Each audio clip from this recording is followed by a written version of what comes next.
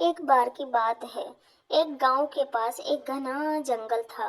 लोग कहते थे कि वहाँ एक भयानक चुड़ैल रहती है। वो अकेले चलने वाले लोगों को अपना शिकार बना लिया करती है।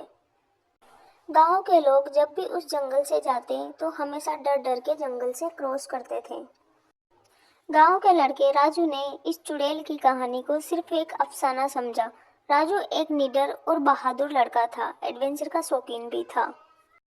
राजू अपने दोस्तों की बात सुनकर एक रात चुड़ैल को ढूंढने जंगल में निकल जाता है और चुड़ैल से कहता है, अगर यहाँ पे सच में कोई चुड़ैल रहती है तो मेरे सामने आए।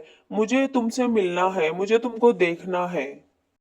राज रात के अंधेरे में अकेला उस जंगल के बीचों बीच चला गया। हल्की सी चांदनी रात थी और हवा में भी अजीब सी खामोशी थी। अचानक उसको हंसी की आवाज सुनाई दी। राज ने मुड़कर देखा तो उसने देखा कि एक औरत ऑरेंज कलर की साड़ी पहनकर पेड़ के नीचे खड़ी हुई थी। उसके चेहरे पे अजीब सी मुस्कान थी। राज ने हिम्मत करके पूछा, कौन हो तुम और यहाँ क्यों आई हो? तुम्हारा नाम क्या है? यहाँ अकेली रहती हो क्या? चुड़ैल ने कहा, हाँ मैं अकेली रहती हूँ। तुम चले जाओ यहाँ से। तुम क्यों आए हो? तुम्हारी इतनी हिम्मत कैसे हुई मेरे इलाके में आने की? सबको खा जाऊंगी, किसी को नहीं छोड़ूंगी। चले जाओ यहाँ से, चले जाओ सब। राज ने जैसे ही उसके पास जाने की कोशिश की, उस चुड़ैल का चेहरा डरावना हो गया। उसका रूप बदलने लगा और उसकी आवाज तेज और दर्दनाक हो गई और कहने लगी, मैं वो हूँ जिसे लोग चुड़ैल कहते हैं। चुड़ैल हूँ मैं इस जंगल की। यहाँ मैं अकेली रहती हूँ। ये जंगल से मेरा है। यहाँ मैं किसी को नहीं आने देती।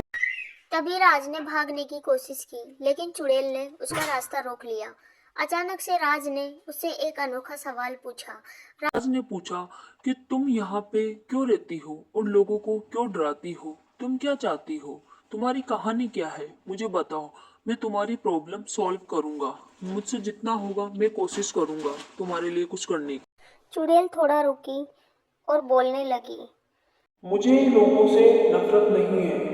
मैं भी कभी इंसान ही हुआ करती थी, लेकिन लोगों के अत्याचार और धोखे के कारण मुझे ये रूप लेना पड़ा।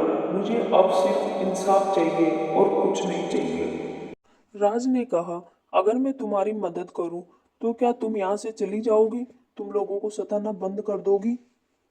चुड़ैल ने कहा, अगर तुम मेरा मदद करोगे, मेरा सच सभी के सामने लाओगे, तो मैं अपनी आत्मा को मुक्ति देके यहाँ से चली जाऊंगी, फिर नहीं आऊंगी यहाँ पे।